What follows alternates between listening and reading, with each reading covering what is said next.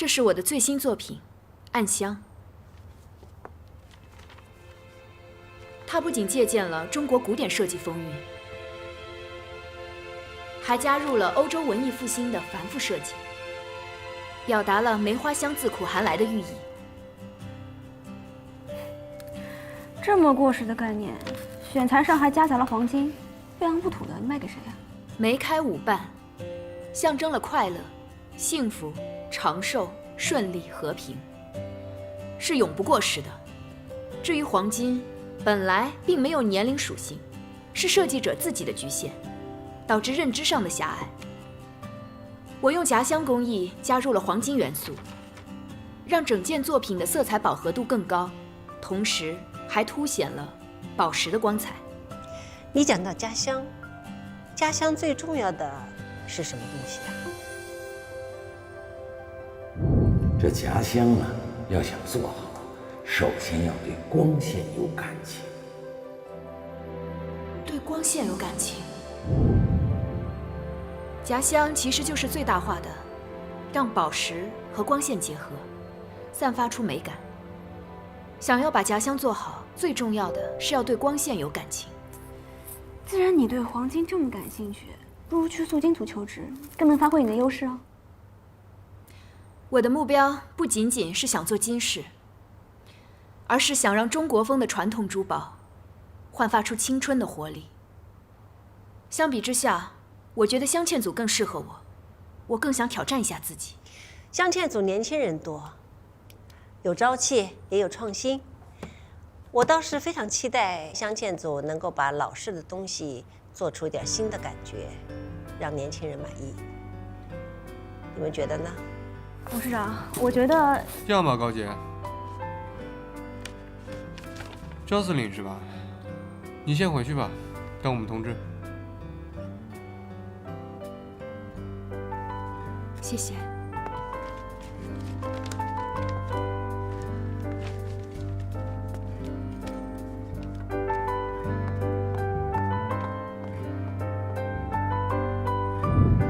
我原来想把这个平安扣啊送给外孙女的，可惜不小心摔碎了。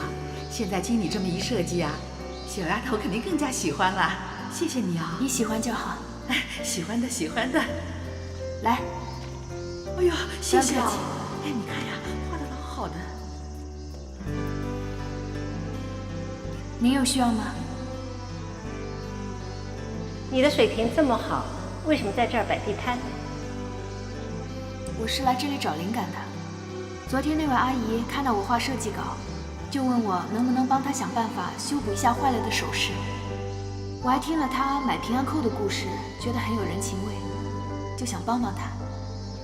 话说回来，摆地摊这个提议不错呀。这公园里的人形形色色，每个人都有不同的故事，我还可以根据他们的故事来定制专属于他们自己的珠宝首饰。凭你这个水平，去任何一家公司应聘，都有可能被录取的。正好，我打算去瑞华面试。谢谢您的肯定，林董事长。你很坦率，我是一个有原则的人，不会因为几句话受到影响。也是因为如此，我才希望进入瑞华。林董事长应该听说过，匠心年度设计师大赛上，有位设计师害评委发生意外的消息，那位设计师就是我。再多的辩解也是无力的，我需要一个公正的机会，用设计师的实力来说话。瑞华一直坚持的是用珠宝镶嵌真情，有什么样的心就有什么样的作品。如果你进入面试的话，我会来看你的作品的。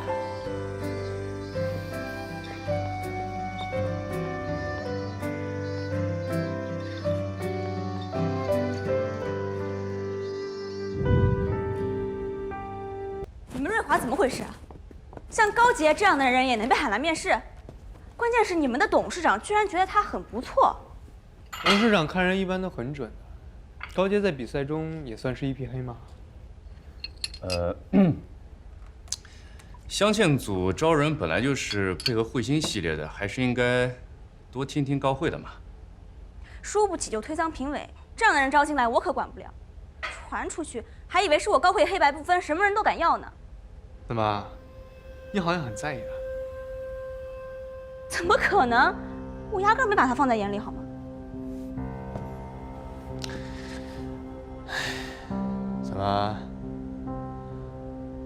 我们的设计师冠军容不下他，连招进来都不行吗？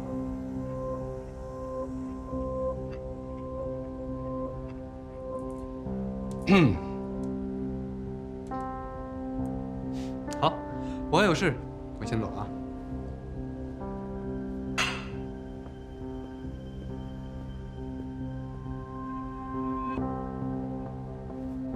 屁，他怎么回事啊？刚才面试的时候一句话都不说，现在又是话里有话的样子。他以前都是肯定我的想法的，这次怎么很不一样啊？照道理说，奶奶不会干预我们各个部门的招人。你刚才说她很肯定高洁，对啊。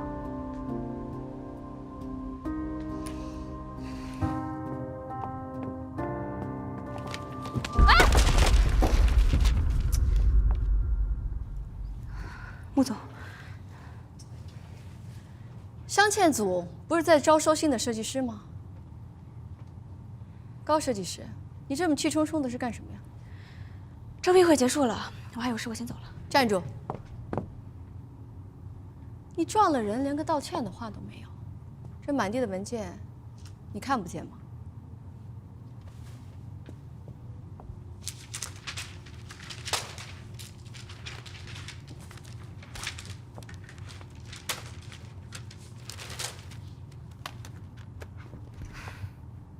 穆总，对不起。站住！我说过让你走。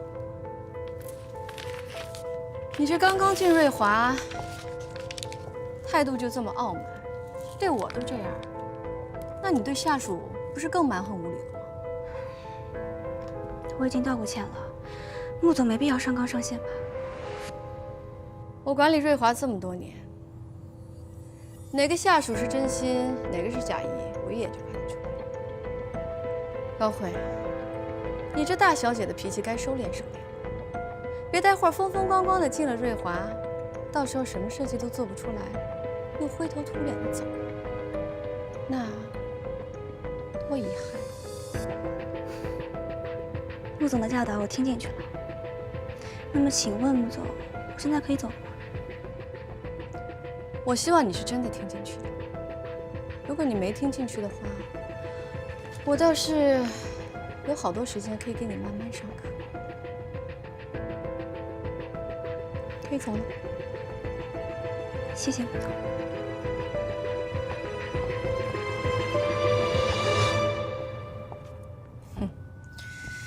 我倒想看看你能把慧心做成个什么样子。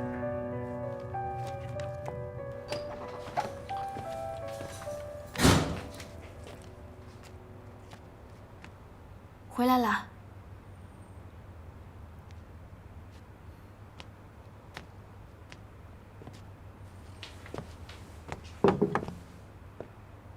累了吧？还在生我的气啊？不声不响的跑去瑞华面试，也没有提前跟你打个招呼，确实是我不对。但是，好了，我跟你说过了，有能力就上，我为什么要生你的气？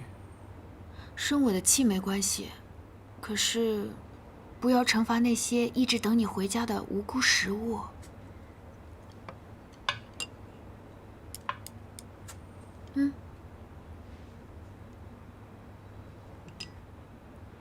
好了，我自罚一杯，向你赔罪。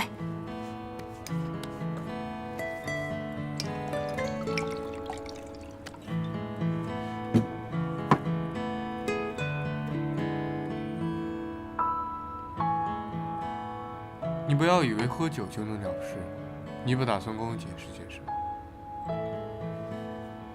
我我只是想和你同一家公司，这样的话呢，那就每天都可以一起上班，一起下班，每天都可以见到你了。以我对你的了解，你是做不出这样的事情的。你为什么要瞒着我去面试？我只是不想你为难嘛。现在你这个位置那么敏感，不能为任何人徇私。如果能得到其他人，甚至是董事长的认可，那进瑞华就顺其自然了。那看来你成功了，因为你得到奶奶的认可了。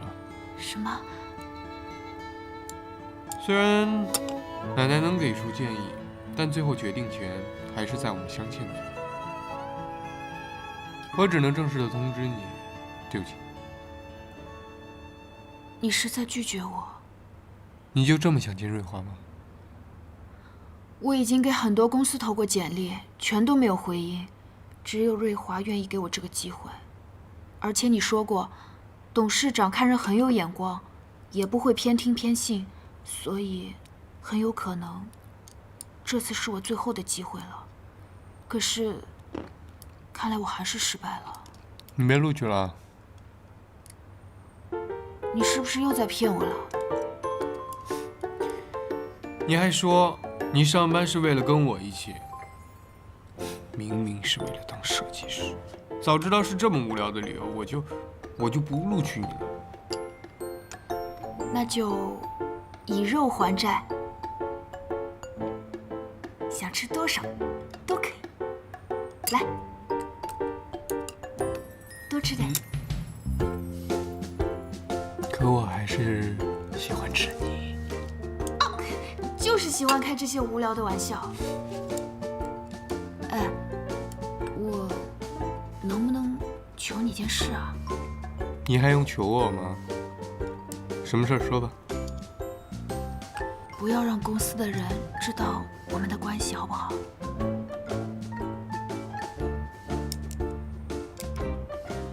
那你要先告诉我们是什么关系啊？什么关系？你不知道？我不知道哎。你不知道，我怎么知道啊？我真不知道我们什么关系。不跟你说。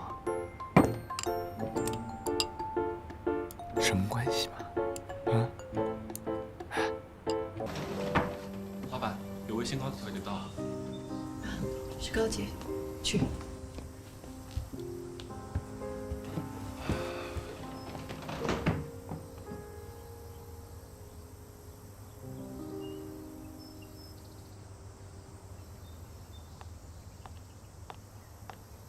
表姨，啊，来了。哎，没事儿。哎呀，太过分了，疼不疼啊？要不要用冰敷一下？我去拿冰块啊。没事儿，没事儿，不疼。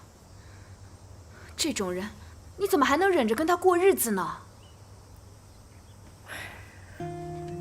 有些事情不是像你想象那么简单。不过你放心，以后我绝对不会给他任何机会，让他向我动手。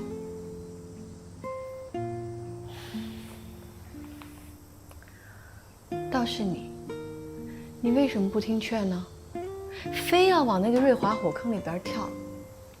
我让你不要去，不要去，你怎么都不听大人的话？我知道你为我考虑，可是，眼下我要继续当设计师，瑞华是最好的选择，而且，高慧也在瑞华。上次比赛我已经输给了他，我不甘心。如今回到同一赛道，即便起点远远落后，也不等同于没有机会啊。你只身进瑞华，那就等于是以卵击石。他们吴小慈这母女俩的这手段，你不是没有经历过啊，你也是看到的。你这么进去，你想想，你会是什么样的处境？想过，既然我已经选择走这条路了，后面遇到的挫折和磨难，我都已经有心理准备。我是担心你，如果一步走错的话，你就步步都会错。商场如战场，步步都是危机。我真的不忍心看你搅进这趟浑水。谢谢表姨，处处为我着想。但是我已经长大了，不可能永远躲在你的羽翼之下。总要自己去面对人生，无论是好是坏，也是成长的代价呀。长大了，长大了，长大了，你性子还是那么倔。如果你进了镶嵌组，以后不管什么事情都要跟我商量，听见了没？好。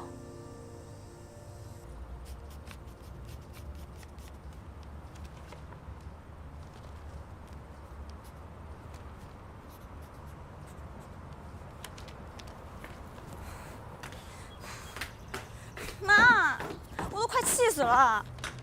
什么事儿啊？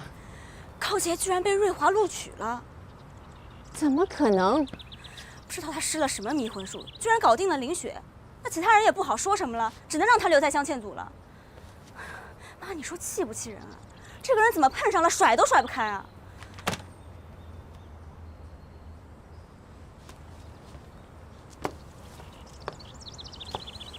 你不是说高洁已经到了镶嵌组了吗？那不成了你的手下了？对啊，我一想到以后我每一天都要看到他那张脸，我哪还有心情上班啊？我都不想去瑞华了。虽然每天都可以看到于芷，但也抵不过高洁带给我的坏心情。都跟你说了，高洁是你的手下了，还不高高兴兴的去上班？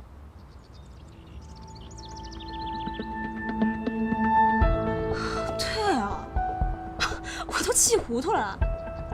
既然他已经落到我手上，那我一定要给他好看。那妈，我去上班了，走吧。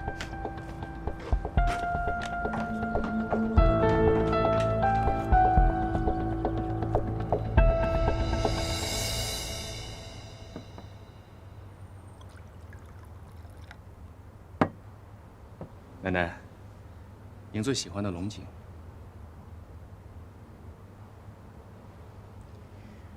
无事不献殷勤，有什么事儿直说。奶奶，我觉得录用高洁是一件非常冒险的行为。一来，高洁现在已经被整个珠宝行业内的人排挤，我们没有必要为一个有污点的设计师买单。二来，您应该感觉得到，高慧不喜欢高洁。我们刚刚打点好和吴小四的关系，和高慧合作，何必让她在镶嵌组不愉快呢？怎么，一个小小的高慧就把你们镇住了？奶奶，您的意思是？